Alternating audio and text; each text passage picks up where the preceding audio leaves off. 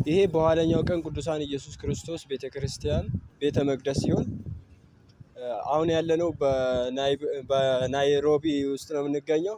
ይሄ ቤተ መቅደስ እንደምትመለከቱ በጣም ደስ የሚል መንፈሳዊ የሆነ እንትን ያለው በጣም ልባችን ተሽ ያደረገ ሲሆን እኔ በእውነት ያላመንኩት ነገር ቢሆን እዚህ ስለዚች ቤተክርስቲያን ካወቅኩ ጆይን ካረኩ በኋላ በውስጤ ትልቅ ደስታ እንደተፈጠረ ነው።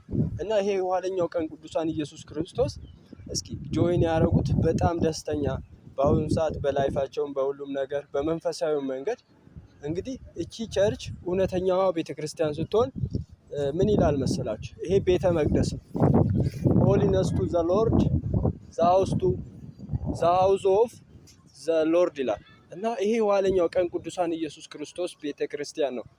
እና ላሳያችሁ፣ ዙሪያውን አሳያችኋለሁ። በጣም ግቢው ደግሞ የሚያምር ነው። ውስጡ ደግሞ ያው ዛሬ እንትኑን ውስጡ ጨርሰን ስለሆነ ቤተ መቅደስ ዛሬ ዝግ ነው እና ሰሞኑን ያው ስላልተመቸን አንዳንድ ነገሮችም ስላሉ አሁን ዞር እያልን ግቢውን አሳያችኋለሁ ማለት ነው።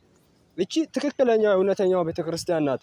በጣም ደስ ይላል ያለባት የአበባው ሁኔታ በእያንዳንዱ ነገሮች ውስጥ በጣም ደስ የሚል ግቢው በጣም ያምራል። እና ቸርችቷ በጣም ደስ የምትል የተቀደሰች ስፍራ እንደሆነች ሁሉ በጣም ደስ ብሎኛል። ገና መጀመሪያ ወደ ግቢዋ ስገባ በጣም ትልቅ ደስታ ተሰምቶኛል። እና ይሄ ማለት ነው በጣም እንደምታዩት በጣም ደስ የሚል ውበት ያለው ማዛ ያለው አበባ አለ። ይሄ ራሱ በጣም ደስ ይላል። እና ይሄ ስለኋለኛው ቀን ቅዱሳን ኢየሱስ ክርስቶስ ይሄ ጋር ሰው መጥቶ የሚቀመጥበት ደስ የሚል ቦታ ስፍራ ነው።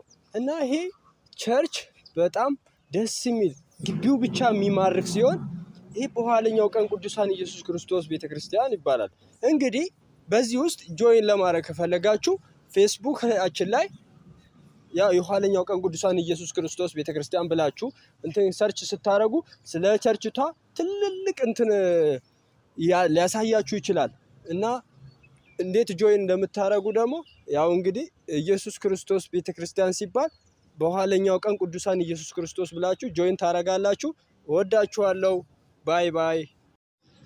እሺ ወንድሞች፣ አሁን ያለንበት በናይሮቢ ኬንያ ቴምፕል ውስጥ ነው እና ስሜ ጻድቁ ጸጋ ይባላል።